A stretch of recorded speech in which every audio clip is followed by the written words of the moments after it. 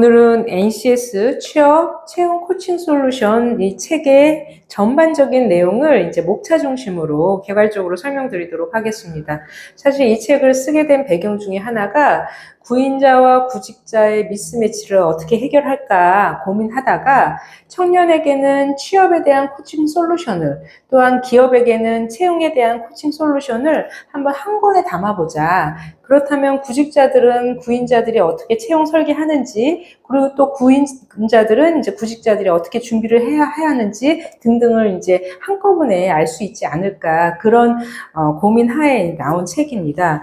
크게 목차는 이제 4파트로 구분을 했고요. 첫 번째는 우리 청년들에게 취업의 의미가 무엇인지에 대해서, 그리고 기업에게는 채용이 왜 중요한지에 대해서 의미에 대해서 설명을 적었고, 그 다음에 두 번째는 이제 청년들에게 어떻게 하면 채용을 준비할 수 있을지에 대한 20가지 체크리스트를 중심으로 이제 처음에 기업 분석, 즉 직무 분석을 하고, 그에 따라서 자신의 자기소개서나 입사지원서, 그리고 본인의 강점을 어떻게 어필할지, 그리고 필기 전형을 어떻게 준비할지, 면접 전형을 어떻게 준비할지, 그리고 이제 면접 시 어떤 태도와 전략을 갖고 임해야 될지를 이제 제시를 했습니다.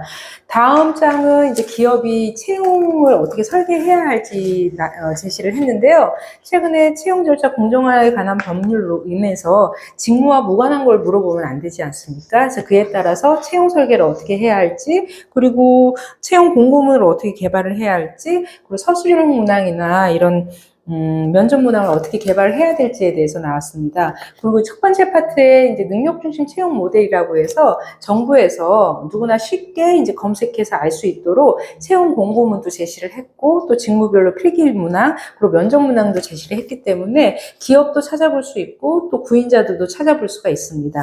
그리고 이제 네 번째 파트는 뭐 분야는 많이 있어요. 사실 IT 분야도 있고, 인사 분야도 있고, 금융 분야도 있고, 뭐 기계 분야도 있고 등등 다양한 분야가 있는데, 그 분야에 대해서 모든 걸 제시하기에는 좀 한계가 있어서 이 책에는 이제 인사 분야하고 IT 분야만 제시를 했습니다. 그래서 그 분야에서 직무 트렌드라던가 아니면 경력 개발 경로라고 해서 내가 어떻게 커야 할지에 대한 커리어 패스도 나왔고요. 그리고 그에 따른 또 직무 기술서, 그리고 자기소개서 문항 예시, 그리고 필기, 또 면접 문항에 대해서 내가 어떻게 답변해야 될지에 대한 예시를 제시했습니다.